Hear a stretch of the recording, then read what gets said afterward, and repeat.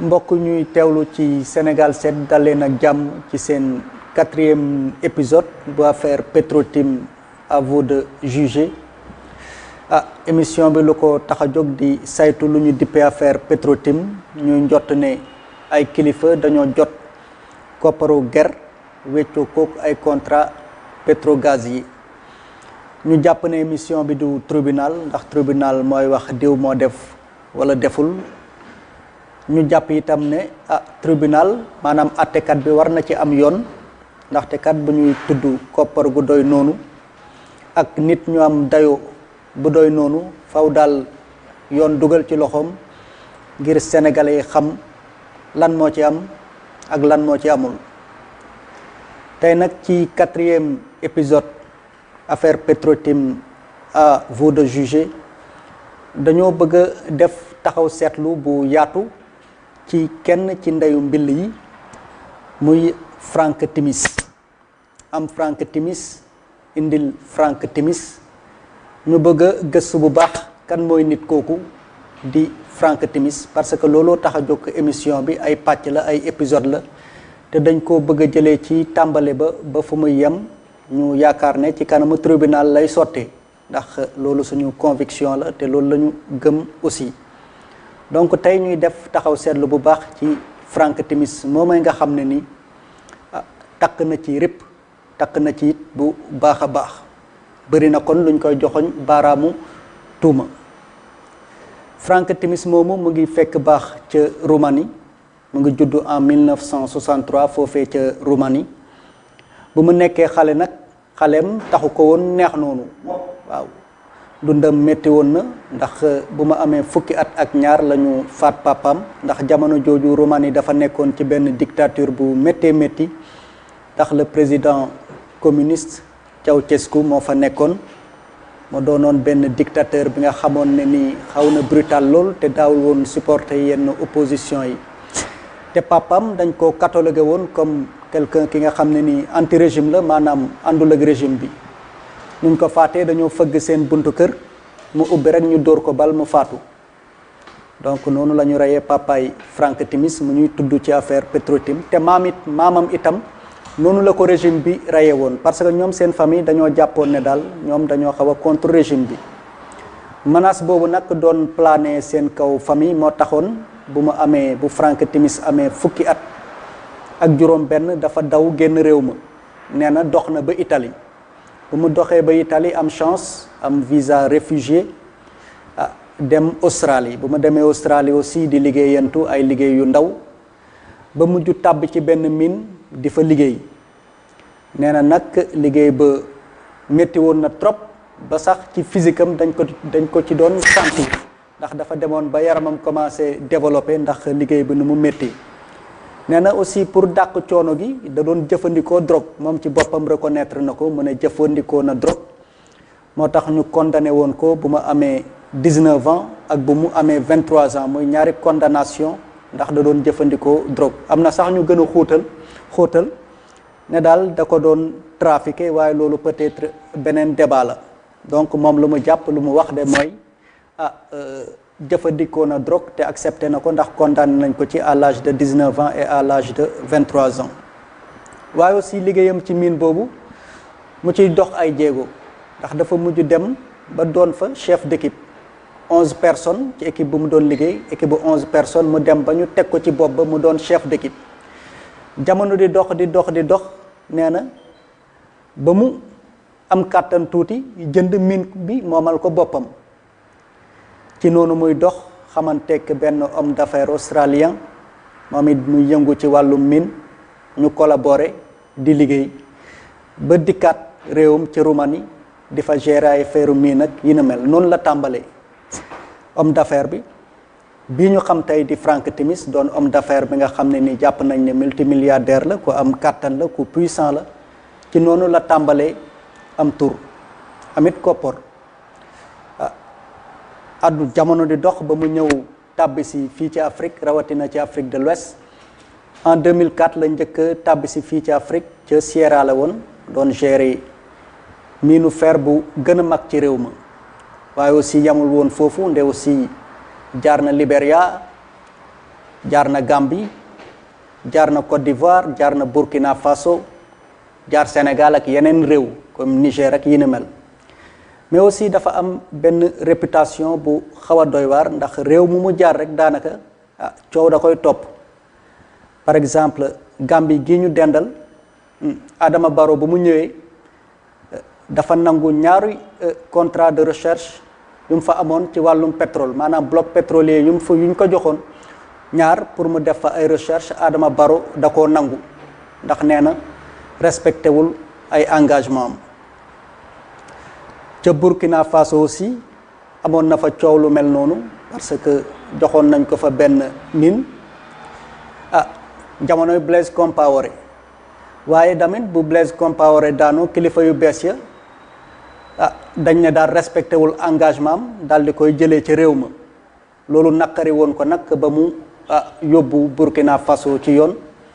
mujj gi amu ci ndam parce que yoon Burkina Faso la jox dëgg te aussi bu ñu fàtte ne aussi yóbbu na Sénégal yoon ci beneen coow bi nga xam ne ni bokkut ak affaire Petro-Tim bi ñuy tudd tey parce que moom mu ngi ñëw Sénégal en 2011 amoon ñaari bloc ñu joxoon ko Rufisque offshore profond ak Sénégal Sud bu ma juumul offshore profond féete ca booru ca waaxu Casamance yi mais mu jóge aussi le président Macky Sall dafa jàpp ne respecté wul engagement mu nangu ko loolu tamit naqari ko mu yóbbu Sénégal ci yoon donc moom ak Sénégal du affaire Petro-Tim rek leen boole donc mu doon nit ki nga xam ne nii fu mu dem daanaka coow da koy topp waaye nañu jël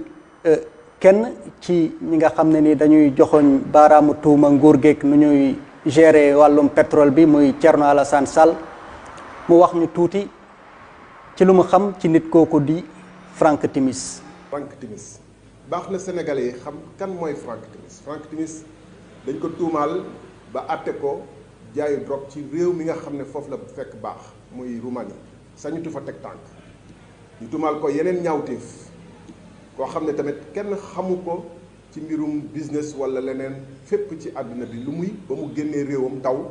dem dugg ci yeneen réew def fa lu am solo waaye Afrique gi nga xam ne lépp luy mbalit ak lu bon dañu bëgg ci àdduna bi fii lay teersee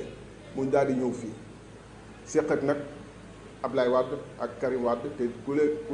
ko booleeg ñoom mooy Pierre Goudiaby Atepa bokk na ci du moom rek waaye bokk na ci comme moom daf koy revendiquer nag dañ ko ciy tudd mu doon koo xam ne ku doy waar la ndax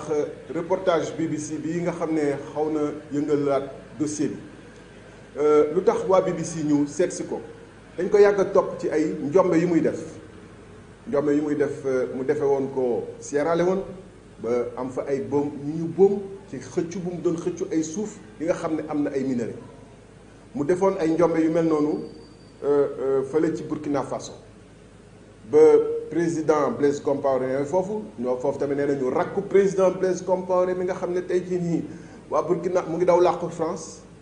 ñu ngi koy tudd ci boobu journaliste boobu ñuy wax Norbert Zongo mu ngi daw làqu ci France te ñu ngi ko bëgg a dellu si réewam kooku moo koy boole woon ak président Blaise Compaoré waaye ba nguur bu bees bi ñëwee lépp lu mu fa yoroon ci mine ñu nangu ko mu dem ci justice internationale plainte fa gars yi ne ko amoo fi dara parce que contrat yi nga am ci fraude la kooku booy séq ak moom lu mel ni toll na état nga xam ne am nga possibilité ak Interpol ak jumtuwaay yu nekk ci àddina bi yëpp xam li xew booy séq ak moom da ngay xam kii mooy kat. déglu ngeen l'ancien ministre Thierno Alassane Sall lu mu wax ci kooki di Franck Timis nga xam ne tey ci 4e épisode affaire Petro-Tim à vous de juger moom lañ ko jagleel maanaam kan la exactement Franck Timis nag wax naa ko sànq bu mu njëkkee ñëw Sénégal am ñaari bloc pétrolier mu jóge Sénégal nangu ko le président Macky Sall nangu ko mais aussi kañ la am contact pour la première fois ak Sénégal loolu mu ngi remonté ci atum 2009 boobu Abdoulaye Wade moo fi nekkoon Samuel Sarr doonoon ministre de l'énergie jamono jooju nee na daal Samuel Sarr def tout pour convaincre ko mu ñëw Sénégal nee na au début sax moom engagé wul woon noonu soowul woon noonu mais Samuel Sarr il a été très persuasif ba daal dafa envoyé ay équipe am moom Franck Timis fii Sénégal ñu amal ay réunion ak waa Petrosen ak yooyu bu ñu delloo nag ne ko daal foofu daal normalement war na am potentialité yu am solo ci boobu nag la nee na doog a d'accord a ñëw Sénégal ngir liggéey waaye ci diggante bi aussi ñu limogé Samuel Sarr Karim Wade remplacé ko doon ministre des énergies ministre du ciel et de la terre ay portefeuille am bëri woon na donc ci noonu Franck Timis nee na bu mu yëgee ne daal Karim Wade doomu Abdoulaye Wade la dafa kontaanoon trop ndax dafa gëmoon ne daal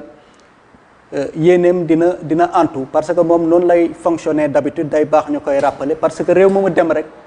day ut ay relations yi nga xam ne nii ils sont très bien placés ndax boo xoolee Libéria ki fa nekkoon njiitu réew doomam donc Ellen Johnson Sirleaf doomam la lëkkaloo woon bu ma demee Burkina Faso François Compaoré di rakk ci Blaise Compaoré la lëkkalool Aliou Sall Sénégal gis ngeen ko nu mu demee aussi moo tax bu ñu falee Karim Wade tabb ko ci kaw ministère de l'énergie rek nee na dafa kontaanoon yaakaar ne daal affaire yi dina sotti nu mu gën a gaawee waaye nag moom ak Karim Wade seen diggante neexul woon parce que nee na daal Karim Wade dawloo na ko lu toll ci 5 semaines muy daw ci ginnaawam pour am rendez-vous mu nee na mu koy posé na ko lapin lu toll ci 5 fois ndax da koy jox rendez-vous fii du ñëw wala mu koy annulé yu demee.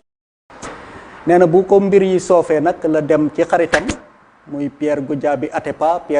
Atepa boole kook le président jamono jooju Abdoulaye Wade moom ak Abdoulaye Wade ñu tëju ci bureau waxtaan lu mot 5 heures de temps bu ñu waxtaanee aussi. Abdoulaye Wade jël téléphone am woo Karim Wade ne ko daal signé la waa ji donc nee na nag loolu neexul woon Karim parce que Karim woowaat na ko nee na ñu xuloo ci ligne bi ba mu yekk ko li nga xam ne nii daal ay kàddu yu ñu wecconte ay kàddu yu ñagas donc mu ne ko yow fils à papa nga ak affaire yu demee noonu Karim tamit yekk ko lu mel ni xame ñu xuloo mais mujj na signé Karim Wade mujj na signé donc muy épisode bi nga xam ne ni aussi jar nañu taxaw ci parce que ñëw ci réew am audace aussi di xuloog le ministre de l'énergie ministre du ciel et de la terre ay portefeuille bëri woon na donc il faut nga am fu dëgër foo wéeru te doxalin boobu sax Ousmane Sonko amoon na nu mu ko gisee ci lu gàtt rek ñu déglu ko. Nous attendons déjà d'être officiellement saisis, donc on notifie au moins la plainte et qu'on sache de quoi il s'agit. Dans ce panoplie de griefs, association de malfaiteurs ou je ne sais quoi, je crois que s'il y a malfaiteurs, il faut les chercher de l'autre côté plutôt. Mais on attend surtout d'avoir la notification et nous apprécierons. Vous savez, ce monsieur n'aurait même pas dû avoir voix au chapitre dans ce pays. Je crois que ce pays-là, nous avons perdu la dignité. Et c'est parce que nos autorités politiques ne nous font pas respecter. Je crois savoir, en tout cas de certaines publications, que ce monsieur a un passé sulfureux, a été plusieurs fois épinglé pour des faits de corruption et de drogue. Certains médias l'ont écrit. Et voilà un monsieur comme ça, complètement inculte, qui ne comprend même pas ce que c'est qu'un État, parce qu'il a des milliards dont on ne connaît même pas la provenance. On va l'amener, on le dépoussière. Ce qu'eux, ils n'osent pas faire parce qu'ils avaient promis de déposer des plaintes. Aliou Sall avait dit qu'il va faire une plainte, après il dit que son frère lui a dit de ne pas le faire, tous les autres. Et subitement, on nous sort quelqu'un qui a été épinglé partout, qui débarque ici, insulter nos autorités publiques. C'est inadmissible. Ce qu'il a dit ici, aucun homme d'affaires n'oserait le dire en Roumanie chez lui. Traiter un ministre d'État de, je ne sais pas, fils à papa. Si c'est le cas, c'est notre affaire, nous, Sénégalais. Ce n'est pas à un étranger de venir nous dire ces questions-là. Donc ce monsieur-là est particulièrement incorrect, je dirais même mal éduqué, et il débarque au Sénégal, il fricote avec nos autorités, on lui signe des contrats, on ne sait pas dans quelles conditions, et il se permet d'insulter tout le monde. Donc dégg ngeen Ousmane Sonko mu doon nakarlu kàddu yi nga xam ne ni Franck Timis yëkkati woon na ko di ko teg ci deru ko si Karim Wade waaw ndax ma koy fàttali encore une fois en dehors de lii ñu dippee affaire Petro-Tim amoon na ñaari contrat de recherche et de partage de production Rufisque offshore profond ak Sénégal Sud offshore profond féete ci waaxu Casamance yi loolu état bi da ko nangu woon mais aussi ñu ñëw ci mbirum Petro-Tim bi ndax moom au début nee na affaire Petro-Tim bi en 2011 homme d'affaires chinois bii di Eddie Wong jiite Petro-Tim Limited nee na moo ko contacté daal ne ko man dama bëgg a ñëw aussi Sénégal liggéey am ay contrat de recherche de partage de production nee na Eddie Wong bu mu ko waxee loolu da ko ne daal man daal ki fa nekk ministre de l'énergie maak moom neexoowuñ muy Karim Wade ndax moom bugguma donc suñu diggante neexul te du bu xamee ne rek man maa lay jàppale rek yaakaaruma ne di nga am li nga bëgg donc nee na ci la ko ne xaaral ma boole la ak Aliou Sall ñoom nag moo nee na mu ngi xam Aliou Sall ci ay atum 2010 donc boobu Aliou Sall mu ngi nekk ca ambassade bu Chine ambassade du Sénégal bu féete ca Chine nee na ko ci la ko booleeg Aliou Sall et cetera nee na jamono di dox ba nga xam ne nii daal Eddie Wong moomu am na jot na am lu mu bëggoon muy contrat de recherche et de partage de production ci ñaari bloc yi di Kayar offshore profond ak Saint-Louis offshore profond waaye dañoo cee teg ay at rek juillet 2014 Eddie Wong ak Petro-Tim retiré wu Frank Timis mi nga xam ne nii nee na moo doon jàppale Eddie Wong pour ma am yenn yooyu contrat ñëw jël maanaam paaru Petro-Tim maanaam paaru Eddie Wong nga xam ne nii 90% la amoon moom mu jël ko ci Eddie Wong 90% yëpp mu jël ko donc ñaata la ko jëlee publier wuñ ko en tout cas fësagul donc en tout cas jël na 90% yi Petrosen am 10% maanaam état bu Sénégal mais aussi bu mu ko jëlee en juillet 2014 dañ cee teg weer rek maanaam au mois d'août 2014 weer rek moo am ci diggante bi mu jaay 60% société bii di Cosmos di société américaine ñooñu aussi jël engagement ne ñooy def investissement yépp fa la coow li nag commencé tàmbali parce que ci code pétrolier bu Sénégal bu atum 1998 lu ñu doon wax ne daal mooy ku ñooy jox bloc da ngaa war a am capacité technique et financière ñii di joxoñ baaraamu tuuma Frank Timis nag lu ñu wax mooy ne waa ji amul woon capacité technique et financière maanaam amul woon xarañte gi te amul woon koppar yi ñu njott ne looloo taxoon mu jël 60% jox ko Cosmos Énergie bu ko defee ñoom ñu indi seen moyen maanaam jël investissement yépp def ko donc muy première rëkk-rëkk bi nga xam ne ni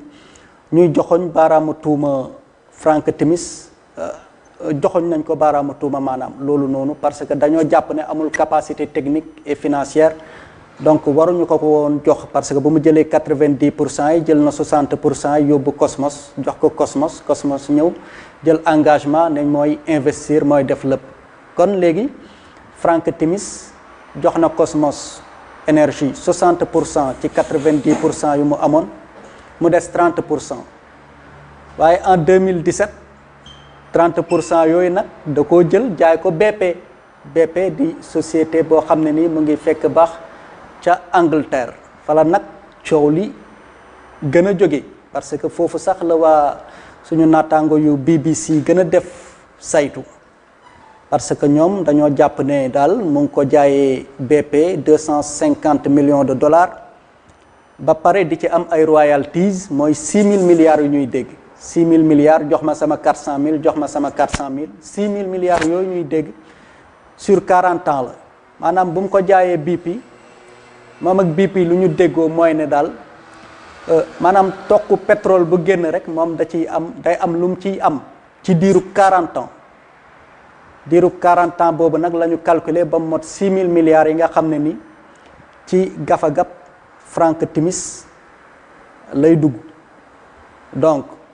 Frank Timis ñëw na gunge Eddie Wong mi nga xam ne nii moo jiite société Petrotim dugal ko ci rukk ba nga xam ne nii kooku am na jox nañ ko ñaari bloc pétrolier yu Sénégal ñu teg ci ay at donc ñaar wala ñetti at Frank Timis ñëw jël yooyu yëpp paaru Eddie Wong muy 90% jël 60% jox Cosmos jël 30% jox BP loolu it Ousmane Sonko mi nga xam ne ni moom it ku yëngu la ci wàllum pétrole Sénégal nee na avertiroon na ñaari société yooyu di Cosmos ak BP bu mu yëgee ni dañoo bëgg a liggéey ak Frank Timis. ñiy sànq pétrole Sénégal ak leneen ak leneen weesuwuñu 10 personnes ci Sénégal ci 15 millions de Sénégalais est-ce que ñooñu war nañ leen toog di leen seetaan kon ñooñu dañu war a xeex ak ñoom waaye dañu war a xeex ak nag entreprise tubaab yi nga xam ne ku ci mel ni BP ak Cosmos ba ñuy dugg ci pétrole bi ñun dañ leen bind lettre yaa ngi nii 2017 lañ leen bind ne leen li ngeen bëgg a jënd ci Frank Timis moomu ko peuple sénégalais moo ko moom dañ ko sàcc ci peuple sénégalais jox ko Frank Timis ci anam goo xam ne du yoon comme yéen ay sociétés yoo xam ne la dafa am ay charte yu leen tënk ngeen nekk ci bourse New York ak bourse Londres ngir yàlla bu leen dugg ci lii parce que tôt ou tard da leen dab lettre yaa ngi nii dinaa ko distribuer la presse comme ngeen xam li ñu def leen fi ñu jaar ak ñoom moo tax bi ñu déposé suñuy plainte déposé ko États-Unis déposé ko Angleterre waa Angleterre sax bi ñu tontoo dañu ne comme Frank Timis australien la déposé leen aussi Australie département justice Amérique tontuñu ne ñu jot nañu mbir mi ma feddaliwaat ko man fii ambassade Amérique bii woo ma waa FBI toog procureur toog ma ànd ak Birame Souleye Diop nga xam ne moo topp ci man ci parti bi ñu def 1 heure de temps d'entretien ñu posé ñu question yu dul jeex ci lii bi ñu déposé ba noppi dañ leen ne déposé nañu ay plainte na ngeen xam ni ku ci jël lu dul yoon ci alalu Sénégal danga ko goxi parce que Sénégal du doon Congo Sénégal du doon Cameroun Sénégal du doon Gabon réew Afrique yooyu nga xam ne ñi ngi toog ci pétrole gu dul jeex ak or ak diamant ba ci ay Zaïre te foofu la pauvreté gën a garaawe waaye Sénégal Qatar la ñu bëgg mu doon wala Dubaï Émirats arabes wala Norvège mooy ñi am fulla ci seen bopp ba seen alal téel nañ ko seen bopp. kon Ousmane Sonko lañ doon déglu noonu tey ci 4e épisode kon affaire Petrotim à vous de juger ñuy def taxaw seetlu ci kii di Frank Timis ak nuñ ko takkalee ci mbir mi donc dégg ngeen Sonko bu baax nee na avertiroon na BP ak Cosmos mi nga xam ne ni Frank Timis da leen mujj jébbal part yu mu amoon te aussi selon suñu naataango yu BBC lu ñu wax surtout BP bi rapporter na ko lu bëree bëri ndax sur 40 ans dina dugal ci gafagaam lu toll ci 6 000 milliards 6 000 milliards du koppor gu takku fa la coow li nag commencé jóg na gën a am ampleur même bu dee amoon na ñi ci doon wax avant après reportage yu BBC bi gën na am ampleur mais avant ça sax Frank Timis aussi il faut reconnaître ne suñu classe politique bi duñ leen joxoñ aussi opposants yi surtout luñ leen joxoñ baaraamu tuuma wàll woowu bay nañ ci waar wu ama am solo ndaxte jot nañu alerter lu bëri jot nañu alerter lu bëri joxoñ bu baax Frank Timis joxoñ ko baaraamu tuuma bu baax alerter ci nit ki mooy kan et cetera jaar-jaaram rëkk-rëkk yi nga xam ne nii moo jalonné carrière am et cetera loolu sax ci fàttali taxoon na Frank Timis ciblé aussi ay personnalités yu bari ay personnalités politiques yu Sénégal ak waa société civile bi ñoom Ousmane Sonko ki ñoom Malick Gakou ñoom Baba Aïdara bu États-Unis ñoom Birahim Seck bu Forum Civil ak ñeneen mu ne daal dina leen porter plainte ndax dañuy jël ay tuuma di ko teg ci deram di gàkkal deram et cetera donc ñu déglu avocat maître El Hadj Diouf ci wàll woowu ci plainte boobu nga xam ne ni ci jamono Frank Timis yëkkati woon na ko teg ko ci kaw ay personnalité politique ak waa société civile bu Sénégal ndax nee na dañuy gàkkal deram ñu déglu ci maître El Hadji Diouf. est-ce que dëgg la nit ñoom groupe lañu de taxaw ay fan bis yu bëri bu jógee rek ñu ci Aliou Sall ñu ci Timis la def Timis Sénégal da koy doon ñu gën rëy ndax comme ni ngeen ko xamee pétrole pour gas ko pour seet ndax am na wala amul ay junniy milliards nga war a génnee di seet dafa ngay gis Sénégal amul ay junniy milliards yoo xam ne daf koy def ci seen pétrole te wóoru ko ndax dina gis dara ndax Frank Timis bii ngeen dégg dem na Niger dafa ay centaine de milliards ay junniy milliards gisul dara bu dem Libéria dafa ay junniy milliards gisul dara dem Sierra Leone dafa ay junniy milliards gis lu bëree bëri ba boo yoree pétrole bi Sierra Leone ak yeneen réew Sénégal gi Senghor ba léegi kenn jógul taxaw ci àddina bi ba àddina bi jeex nit maa ngi seet jël samay milliards jël ay risques Frank Timis def ko jël Aliou Sall bi ñu ko présenté Chine boobu nga liggéey Chine temps yi Abdoulaye Wade mooy président de la République pour nekkal ko Sénégal Frank Timis moomu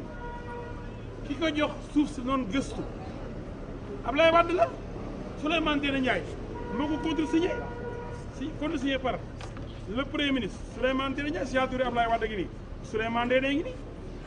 mais ci diggante bi nguur gi daanu décret bi jotuñu ko jox numéro yóbbu ko journal officiel mais comme état continuité la comme état bu defee dara ba signé ko xaatim ko ñi fi nekkoon bu ñu demee ñi ñëw dañ ko war a dëggal avant ñuy signé décret bi Abdoulaye Wade ak Souleymane contrat lañ signé ak Petrotim kan moo ko signé Petrosen Ibrahima Mbodj pour la République du Sénégal pour Sénégal ministre d'État Karim Wade ministre coopération internationale transport aérien infrastructure et énergie Karim Wade décret est là Karim Wade du mooy frère Aliou Sall Karim Wade signature bi ni Karim Wade Abdoulaye Wade signé ci suuf président de la République pour dugal Sénégal li Sénégal d'accord na loolu Petrosen signé na ministre Karim Wade signé na Abdoulaye Wade signé waaw ana Aliou Sall amul droit moom ñu jël ko comme employé loolu da lañ jël famille Sall bu ñëw moom pétrole bi famille Sall fu signé bi lan la am ci pétrole bi dara naada Souleymane ne mooy premier ministre moo tax mu signé décret bi mu ngi nii moom la ne woon léegi décret bi Souleymane day ne signé moo nekk moom bu ko neexee mu ne signé wul dara dégg naa mu ne signé wul dara waaye lu ñu fàgg kenn du ko jeex Souleymane Ndéné Ndiaye ak bàyyam Abdoulaye Wade dañoo signé fi signature nee na ci grand jury ci Mamadou Ibra Kane nee na ko signé wu ma dara day mel ni contrat ba gis moo tax dañ koy jël comme témoin mu wax lu kan moo signé place am ko Abdoulaye Wade da tax mu signé lii ah Atepa Goudiaby moo yóbbu Timis ba bureau Abdoulaye Wade moo yóbbu aussi Timis ci Aliou Sall Chine xam na kon ni mu demee moo tax jël ko témoin Samuel Sarr xam na ci dara avant Karim Wade jël énergie bi nee na sax Timis yow doo intervenir Sénégal xanaa boobu kenn da nga ñëw Sénégal def ay milliards boobu Samuel Sarr dana ko wax dañu am ay preuve yu bëree bëri wane ne Aliou Sall yoon nepp Timis it dañ ko war a jox médaille d'or parce que koo xam ni Senghor ba léegi kenn mosul jël junniy milliards pour seen pétrole Sénégal ba génne ko parce que mënoon nga bañ a gis dara ci boo gisul dara da ngay perte dañuy la suuf si daal concession xoolal boo gisee am nga nangam am nañ nangam boo seetee gisoo dara perte nga say milliards yëpp te seet bi moo diis seet bi moo metti seet bi moo laaj ay centaine de milliards Timis jël risque mënoon na bañ a gis dara ndax Niger gisu fa dara Libéria gisu fa dara Sierra Leone gis am fa lu réere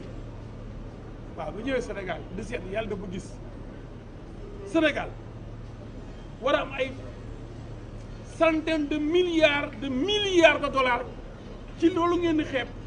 bu pétrole bi commencé jolli ñu di ko jaay gaz bi jolli ñu di ko jaay Sénégal li muy am ci milliards du xam nu muy day Sénégal réew bu ndaw la amul sax 20 millions d'habitants Sénégal du ay pays 100 et quelques millions comme ay Nigéria déedéet ci pétrole bi am moo gën pétrole yi am Afrique yëpp gaz bi am moo gën ci gaz yi am ci monde bi yëpp waaw loolu ñu nar ko am macha allah ñii ba bëgg ñu ko xañ dañoo iñaan may leen ma dañoo iñaan soxor te ñoom li ñuy bëgg mooy kenn du fi ñëwati pétrole bi toog fi mu nekk kenn du ko laal mu dëkk ci ndóol dañoo yàgg ci ndóol nag dafa jot ñu noyyi nag mel ni Arabie Saoudite am xaalis comme Qatar ak Koweït kenn nekkul ndóol ci réew yooyu léegi nag ñuy wax seen yëre seen làmmiñ wu rëy di juróom-benn téeméeri milliards la ñu xañ Sénégal ay sàcc lañu loolu nag dinañ ci tontu nga xam ni Sénégal dafa war a dem jëm kanam waaye jalousie soxor tàng mbaq ak bëgg a yàq deru Macky Sall xamoon nooy def ngay jaar ci rakkam loolu du jàll dama bëgg dëgg ñu xam dëgg rek a deexi yàlla xam ngeen man El Hadj Diouf dëgg rek ci lay wéy waaye jóg jéem a nax Sénégalais yi di leen manipuler ba ni premier ministre wax da doon menacé nit ñi dana wax ku wax ci pétrole daal la duma fan la ko premier ministre waxee nañ bàyyi sos premier ministre dafa ni ku waxati ci pétrole loo xamul waxoo ci dëgg lu ma yàqeelu nit ñi dina topp ci yoon la parce que bu ñu nee pétrole bi famille Macky Sall moo ko bëgg a sàcc moo ñu jël ay centaines de milliards loolu mën a tax réew mi wàcc ci mbedd bi Sénégalais yi xiif mar bu yëgee ne Macky Sall rakam ñoo jël ay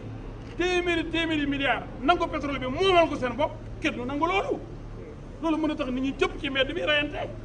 loolu nag mooy division de fausses nouvelles donc dañu ko ñu yàq der diffamation bi waxal nit lu mu deful ak ni ñu àndee seen groupe ñooñu ay association de malfaiteurs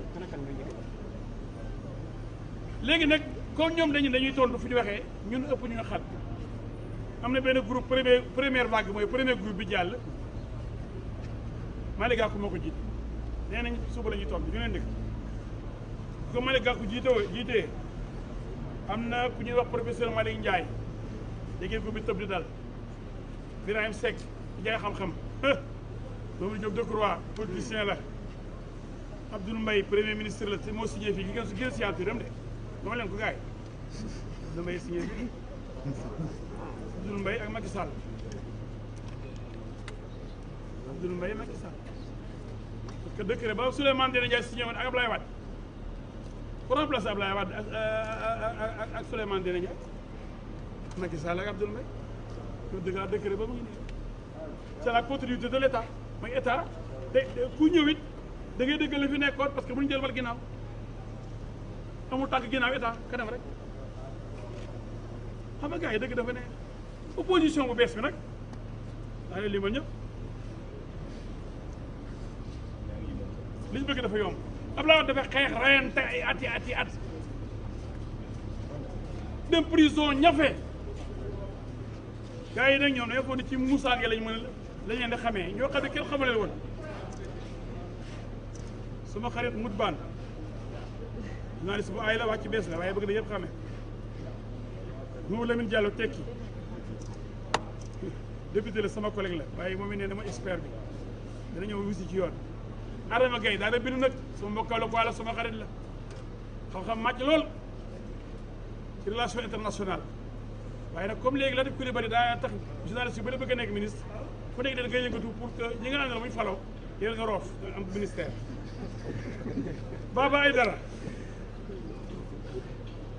Baba Aïdara journaliste la moom États-Unis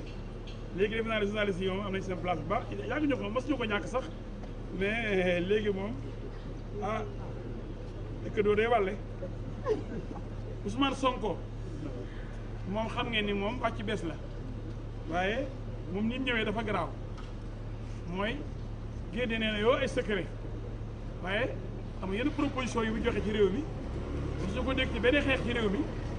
ñu ko dégg bu dénoncé dara loo xam ni réew mi la ñor waaye lam jàng lam xam ca biir dëkkam rek ca biiru xam booba xëy na ci lay wax te la muy wax est-ce que dëgg la dafa loolu mooy opposition da ngay ñafe population bi gis la ngay ñafe sur le terrain donc ñoom ñëpp daal ak Alioune Gueye muy aussi njëkk yi dafa mel ni comme Malika ku d'ailleurs politicien bu yàgg la mais dafa amoon kilifa bu mag mu ngi soog a génn ci kilifteef mu ngi soog a moom boppam bëgg natt boppam ñoom daal dama leen di ñaan ci kanamu yoon lii ñu wax te du dëgg lépp nekk ay sos ñu ñëw tontu ci enquête bi ba ci juge bi ñu xam nag ndax Sénégal dëkk yoon la ndax nit yeewu Franck Timis ak Aliou Sall rek ñu jiñ leen dañu jël juróom-benn téeméeri milliards Sénégal pétrole bi jolleegul seen nañ ko waaye daajeeguñ ko teen bi rotaguñ ci jaayeguñ dërëm waaye sama gars yi commencé jëfur wax ci bëri na yàq der bi bëri na réega parce que lañu ñooy opposants yu bees yi te duñu dara. kon maître El Hadji Diouf lañ doon déglu noonu muy avocat Franck Timis mi nga xam ne ni daal ñenn ci waa société civile bi ak opposition bi may ñu ko fu mu yekkee nakam mu doon plainte yi nga xam ne nii brandir na ko jëmale ko ci ay personnalité politique ak waa société civile ci loolu sax am na benn tontu bi nga xam ne nii Malick Gakou di président grand parti tontu woon na ko ci ndax moom it ci plainte yi la bokkoon moom itamit ñu déglu ko ci jamono jooju yan kàddu la yëkkati woon. waa artu yi moom mën naa wax ne du loo xam ne nii mën nañoo yëngal parce que ñun ay patriotes lañu te Sénégal moo ñu ñor kon nag artu yooyu nga xam ne ni premier ministre defoon na ko ñu ne ngelaw la artu yi nga xam ne nii kii nga xam ne mooy Timis jóge ci bitim réew fekk ñu suñu réew bëgg ñëw artu bu neexee yàlla talaata bii di ñëw opposition bi daañu ko tontu bi nga xam ne nii moom lañu ko tontu waaye mën naa wax ne tonto artu boobu ay poussière la rek buy jàll parce que loolu taxu ñoo jóg ñun li ñu tax a jóg mooy li tax ñuy laaj ci pétrole beeg gaz bi dañoo bëgg mu leer mais ngir yàlla nañu leeral mbir mi dañoo soxla rek mu leer na leer bu leeree rek coow li jeex dañoo li ñuy laaj dañuy wax ne lan la famille président bi def ci pétrole bi ak gaz bi loolu sax Timis tontu na ci parce que Timis nee na rakku président bi benn facteur la bu yore vélo Mamadou Diop Decroix nee na facteur boobu moo gën a am salaire bi gën a mag ci àdduna bi xanaa ndaxte facteur kat buy gagné ay millions kooku facteur bu doy waar la waaye loolu am nañu réponse loolu Timis moo ko tontu ba ci des ndax ñu ne ndax intérêt Sénégal défendre nañ ko ci loolu ba léegi moo andi lëmbaaji wax ji te Timis li mu wax démb dafa gën a lëmbaaji wax ji waaye bu neexee la ci kéeju leer opposition bi taxaw na pour tontu ko à la talaata bii di ñëw ci Ndakaaru te bu neexeel Sénégal bi daañu ko dégg ñu ngi leen di gërëm di leen sant. mu doon Malick Gakou nekk ci grand parti jiite grand parti dégg ngeen lu mu wax aussi ci plainte yooyu nga xam ne ni Franck Timis yëkkati woon na ko moom itam mu bokkoon ci ak yeneen personnalité politique ak waa société civile waaye plainte boobu nag mu jëm daal en tout cas déggaguñ ci dara déggaguñ ci dara peut-être avocat maître El Hadji Diouf moo ci mën a wax lu gën a sori en tout cas dégguñu ci dara donc Franck Timis kon doon na ki nga xam ne ni ñu bëri joxoñ nañ ko baaraama tuuma fii ci Sénégal wax naa ko sànq muy waa opposition bi muy waa société civile mais aussi am na ay défenseurs am na ñi nga xam ne ni aussi Sénégal fii défendre nañ ko bu baax a baax dégg ngeen ci sànq rek maître El Hadji Diouf waaye aussi dañ leen di dégtal keneen ki nga xam ne ni xaritam la aussi mu assumer ko bu baax a baax muy architecte bi di Pierre Goudiaby Atepa moom it tamit ragg na bu baax a baax deru kii di Franck Timis ñu teewlu ko. Vous savez, les gens racontent tout et son contraire. Je ne prends pas la défense de Franck Timis, encore que c'est un ami et je n'ai personnellement rien contre lui. Vous savez, il faut que les gens fassent la différence entre quelqu'un qui défend un opérateur économique qui défend son beefsteak, comme on dit, et un fonctionnaire. Maintenant que nos gens aient mal négocié les affaires, c'est pas la faute de Franck Timis. Et je vais vous dire, si cette réputation sulfureuse, ou je ne sais pas comment vous direz, sulfureuse, c'était avéré exact, vous pensez qu'il serait là avec son bureau à Londres, prendre son avion tous les jours, partir, revenir? Non. Ce qu'il faut savoir également, quand je l'ai introduit, il avait une société qui était cotée en bourse. Alors donc, bon, on te dit Franck Timis, je souhaite personnellement qu'on arrête de diaboliser quelqu'un par qui le pétrole est arrivé. Et je voudrais vous rappeler quand même que depuis 47 ou 46, avant que je ne voie le jour, les gens ont cherché du pétrole au Sénégal. Ils ne l'ont pas trouvé. Ce monsieur-là, quelle que soit la réputation qu'il a, ma réputation, si c'est par lui que le pétrole est arrivé, alhamdoulilah. Maintenant, c'est à nous de gérer notre pétrole et de gérer nos négociations pour l'intérêt du Sénégal. Je donne toujours l'exemple de ce fameux zircon que nous avons bradé à 80 millions et que j'ai été renégocié à $1 milliard. Donc vraiment qu'on arrête de diaboliser quelqu'un qui est un homme d'affaires, qui se débrouille comme il veut. Donc non, quand il n'avait pas de réputation sulfureuse, tout au contraire. Je vous renvoie à un rapport de la Banque mondiale de 2012 et du FMI. Ce garçon-là, quand même, encore une fois, je ne veux pas prendre sa défense, mais on s'est retrouvé en Sierra Leone. La Sierra Leone est passée d'un taux de croissance de 5,6 en 2011 à 51 en 2012. Uniquement à cause de qui? À cause de Franck Timis et des mines de Tongilini. Donc, qu'on arrête ça, qu'on voit maintenant qu'est-ce qu'on fait à partir de là pour mieux négocier. Parce qu'encore une fois, je ne prends pas sa défense, mais il faut dire les choses telles qu'elles sont. Cette réputation sulfureuse, moi, je ne vois pas où est le sulfure là-dedans. Ceci dit, bon, si effectivement il a pu négocier d'avoir $10 milliards, c'est que nous sommes des tchoulés. Nous sommes des tchoulés. Comment on peut laisser quelqu'un négocier pour lui $10 milliards? Nous, on était où quand les gens négociaient? Donc voilà, je pense que, encore une fois, je ne peux pas vous en dire plus, je ne peux pas vous dire ce que j'ai dit aux enquêteurs. Mais les enquêteurs, je leur ai dit la vérité, je leur ai dit ce que je savais de l'affaire, comment, et c'est important. Pour des questions, attends.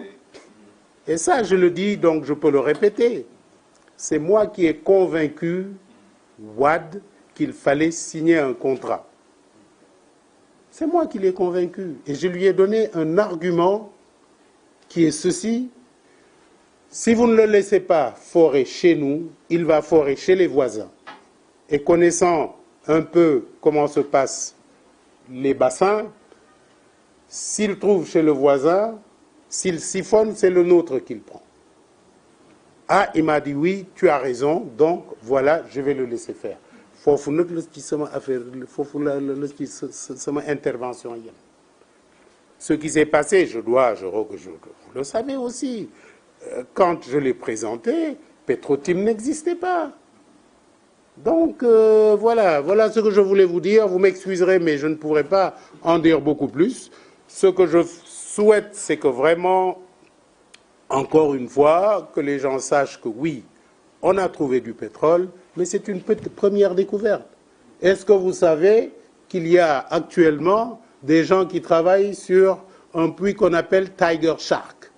Vous ne le saviez pas? Bon, voilà. Alors maintenant, ce que je demande aux autorités, c'est que pour Tiger Shark, que ça ne se passe pas de la même manière que sur les autres. mu doon kon Pierre Goudiaby Atepa mi nga xam ne nii aussi xaritu Franck Timis la moo ko présenté Aliou Sall moo ko présenté itam le président Abdoulaye Wade lu ñu leen bëgg a woon foofu rek mooy ne daal même bu dee am na ñuy xalab Franck Timis di ko joxoñ baaraamu tuuma bu baax a baax am na ci réew mi ñi nga xam ne ni nii aussi ñu ngi koy défendre. C'est le cas de Pierre Goudiaby Atepa mi xaritam, c'est le cas aussi de maître El Hadji Diouf mi nga xam ne ni avocat am la. Donc mbokk ñu doon teewlu ci Sénégal 7 TV lii lañ leen indiloon ci affaire Petrotim, à vous de juger 4e épisode bi. donc émission bi nag lu ko tax a jóg di loolu ñu dippee affaire Petro-Tim kon ñu njott ne ay kilifa dañoo jot kopparu ger weccoo kook ay contrat pétro-gazier ñu taxaw ci ñaar wala ñetti principe mooy ne émission bi du tribunal duñ ne diw moo def wala deful loolu tribunal moo ko war a def ñu amaat beneen principe maanaam ñu gëm ne yoon war na ci dugal loxoom parce que koppar guñ ciy tudd toll na ni nga xam ne nii daal jaadu na askan wi xam fan la wànnent di mujjee bëtam ñun loolu ñu tax a jóg